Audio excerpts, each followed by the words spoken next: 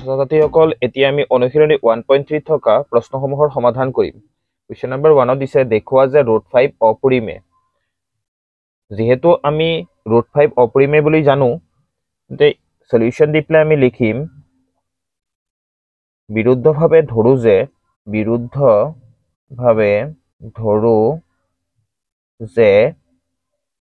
√5 পৰিমে। এতেকে √5 equal a by b লিখিব পাৰো, য'ত a আৰু b সহমৌলিক আৰু b not equal 0 implies এই দুয়ো পক্ষে আমি বৰ্গ কৰিম। √5 হোল স্কয়াৰ কৰি দিয়া আৰু a by b whole square কৰি দিয়া। ইয়াত লিখিম দুয়ো পিনে বৰ্গ কৰি, √5 স্কয়াৰ ভাঙিলে হ'ব স্কয়াৰ ৰুটে কাটি যাব, থাকিব 5। a by b whole square হ'ব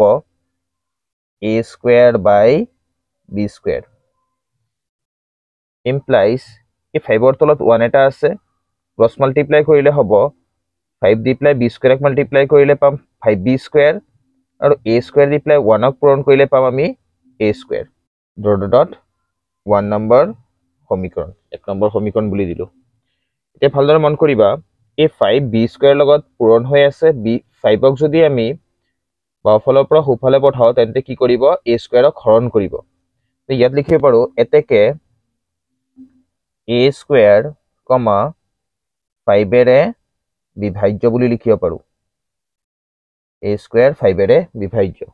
উপপাদ্য 1.3 অনুসৰি ধৰা p মৌলিক, যদি p এ a স্কয়াৰক হৰণ কৰে তেন্তে p এ a হৰণ কৰিব, য'ত a এটা যোগাত্মক অখণ্ড সংখ্যা। ইয়াত চাবা মানে a স্কয়াৰক 5 এৰে বিভাজ্য হৈছে, তেন্তে হেয়ে a ও 5 এৰে বিভাজ্য হ'ব, a ও 5 এৰে বিভাজ্য হ'ব। ধৰা হ'ল a equal 5c, a equal ধৰিলো 5c implies দুই পিনে বৰ্গ কৰি দিও a স্কয়াৰ ইকুৱেল 5c ৰ হোল স্কয়াৰ। ইয়াত লিখিম দুই পিনে বৰ্গ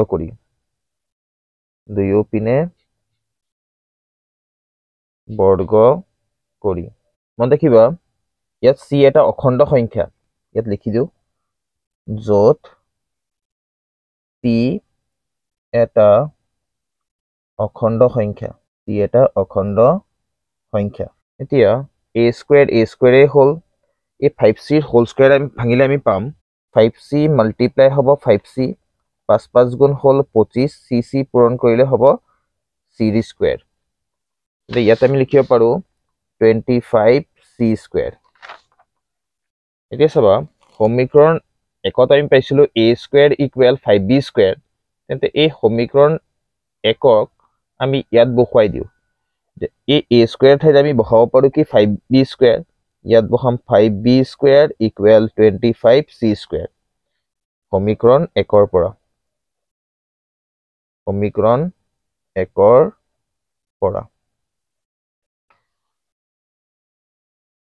এতিয়া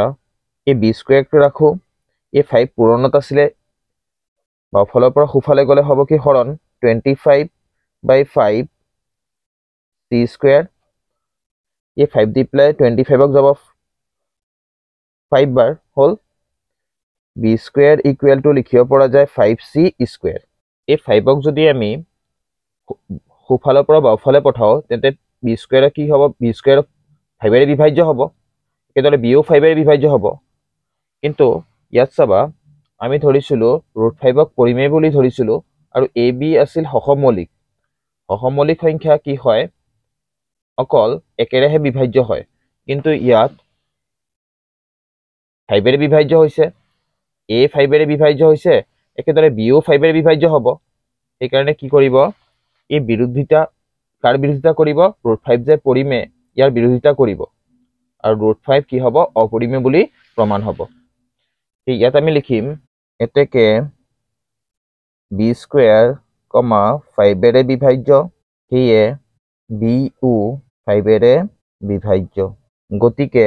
গতিকে a আৰু bৰ অন্তত এটা সাধাৰণ উৎপাদক 5 আছে কিন্তু ই a b সহমৌলিক এই ধাৰ্য সত্যটোক বিৰোধ কৰে এই বিৰুদ্ধ ফল ওলোৱাৰ কাৰণ হ'ল যে √5 পৰিমেয় বুলি ধৰা আমাৰ এই কথাটো অশুদ্ধ গতিকে আমি সিদ্ধান্ত পালো যে √5 অপৰিমেয় কোৱেশ্চন নম্বৰ 2 দিছে দেখুৱা যে 3 + 2√5 অপৰিমেয় সলিউশন দিলো বিৰুদ্ধভাৱে ধৰো যে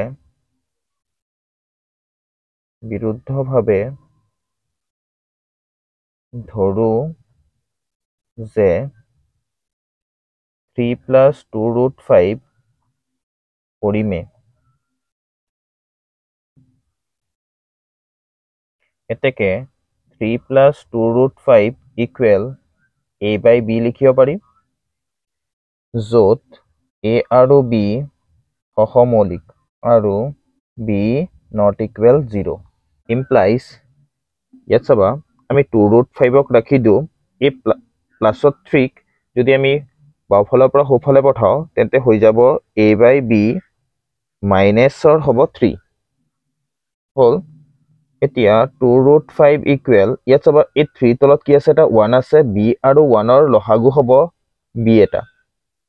b দি প্লাই bক যাব এবাৰ এই 1 দি প্লাই 1 পূৰণ কৰি দিয়া পূৰণ কৰিলে কি হ'ব a পাম এতিয়া 1 দি প্লাই bক যাব হল b বাৰ b দি প্লাই 3ক পূৰণ কৰিলে পাম আমি 3b হল এতিয়া √5 ৰাখি দিও এই 2 আৰু √5 আছে পূৰণত ইফালে গলে কি হ'ব হৰণ হৰণ হ'ব কেনেকৈ a - 3b তলত কি হৈ যাব 2b এটা হৈ যাব 2 কি হ'ব হৰণ হৈ গল হল b লগত কি হল পূৰণ হল এতিয়া চাবা ভালদৰে মন কৰিবা আমি a আৰু b সহমৌলিক বুলি ধৰিছিলো মানে অখণ্ড সংখ্যা ইয়াত a b কি আছে অখণ্ড সংখ্যা গতিকে কি হ'ব a - 3b/2b কি হ'ব এটা পৰিমেয় সংখ্যা হৈ যাব কিন্তু চাবা ইয়াত √5 কি এটা অপৰিমেয় সংখ্যা এতেকে আমি ক'ব পাৰো যে 3 + 2√5 এটা কি সংখ্যা অপৰিমেয় সংখ্যা যেহেতু a, b অখণ্ড সংখ্যা গতিকে a - 3b/2b পৰিমেয় আৰু সেয়ে √5 পৰিমেয় কিন্তু ইয়ে √5 অপৰিমেয় এই সত্যতাৰ বিৰোধ কৰে এই বিৰুদ্ধ ফলৰ কাৰণ হ'ল যে আমাৰ ধাৰ্য 3 + 2√5 পৰিমেয় গতিকে আমি সিদ্ধান্ত পালো যে 3 + 2√5 অপৰিমেয় এটো হল ইয়াৰ সলিউশন কোৱেশ্চন নম্বৰ 3 দিছে দেখুৱা যে তলৰ সংখ্যাবোৰ অপৰিমেয় এক নম্বৰ দিছে 1/√2 সলিউশন দিলো বিৰুদ্ধভাৱে ধৰো যে 1/√2 পৰিমেয় এতেকে 1/√2 = a/b য'ত a আৰু b সহমৌলিক আৰু b ≠ 0 এতিয়া চাবা implies আমি ক্ৰস মাল্টিপ্লাই কৰি দিও এই 1 দি প্লাই bক √2 দি প্লাই a 1 দি প্লাই bক পূৰণ কৰিলে হ'ব b = √2 দি প্লাই a পূৰণ কৰিলে হ'ব √2a এতিয়া চাবা ইয়াত যদি আমি এই √2 ৰাখি দিও তেন্তে a কি আছিল পূৰণত আছিল ইফালে গলে কি যাব হৰণ b/a = কি হ'ব √2 যেহেতু a, b অখণ্ড সংখ্যা গতিকে b/a পৰিমেয় b/a কি হ'ব পৰিমেয় আৰু সেয়ে √2 পৰিমেয় কিন্তু ইয়ে √2 অপৰিমেয় এই সত্যতাৰ বিৰোধ কৰে এই বিৰুদ্ধ ফলৰ কাৰণ হ'ল আমাৰ ধাৰ্য 1/√2 পৰিমেয় গতিকে আমি সিদ্ধান্ত পালো যে 1/√2 অপৰিমেয় 2 নম্বৰটো দিছে 7√5 সলিউশন বিৰুদ্ধভাৱে ধৰো যে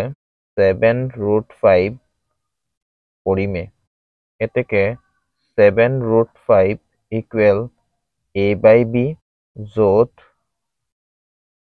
a আৰু b সহমৌলিক আৰু b ≠ 0 implies এছবা ইয়াত 7 কি হৈ আছে ইয়াত পূৰণত আছে বাওফালৰ পৰা সোঁফালে পঠালে হ'ব √5 = a/b এই 7 কি 7 কত আহিব পূৰণ থাকিলে কি হ'ব হৰণত হ'ব 7 b লগত কি হৈ যাব পূৰণ হৈ যাব যেহেতু a, b অখণ্ড সংখ্যা গতিকে a/7b পৰিমেয় আৰু সেয়ে √5 পৰিমেয় কিন্তু ইয়ে √5 অপৰিমেয় এই সত্যতাৰ বিৰোধ কৰে এই বিৰুদ্ধ ফলৰ কাৰণ হ'ল যে আমাৰ ধাৰ্য 7√5 পৰিমেয় গতিকে আমি সিদ্ধান্ত পালো যে 7√5 অপৰিমেয় কোৱেশ্চন নম্বৰ 3 নম্বৰ দিছে 6 + √2 বিৰুদ্ধভাৱে ধৰো যে 6 plus root 2 পৰিমে। Therefore 6 plus root 2 equal a by b, য'ত a আৰু b সহমৌলিক আৰু b নট ইকুৱেল 0। এতিয়া ইয়াত ৰুট 2 ৰাখিলে এই প্লাছৰ 6টো a by b ৰ লগত কি হৈ যাব, মাইনাছৰ 6 হৈ যাব। এতিয়া চাবা এই 6ৰ তলত কিমান আছে, এটা 1 আছে। ৰুট 2 ইকুৱেল এই b আৰু 1ৰ লসাগু হ'ব b, b দি পেলাই bক যাব এবাৰ, থাকিব a, 1 দি পেলাই bক যাব b বাৰ, থাকিব ওপৰত 6b। যিহেতু a, b অখণ্ড সংখ্যা, গতিকে a মাইনাছৰ 6b অভাৰ b পৰিমে আৰু সেয়ে ৰুট 2 পৰিমে। কিন্তু ইয়ে ৰুট 2 অপৰিমে এই সত্যতাৰ বিৰোধ কৰে। এই বিৰুদ্ধ ফলৰ কাৰণ হ'ল যে আমাৰ ধাৰ্য 6 প্লাছ ৰুট 2 পৰিমে, গতিকে আমি সিদ্ধান্ত পালো যে 6 প্লাছ ৰুট 2 অপৰিমে। ছাত্ৰ ছাত্ৰীসকল, তোমালোকে এই ৰুট 2 অপৰিমে এই প্ৰমাণটো ঘৰত কৰি চাবা। এই ৰুট 3 অপৰিমে ইয়াকো কৰিবা, লগতে 5 মাইনাছৰ ৰুট 3 অপৰিমে ইয়াকো কৰিবা।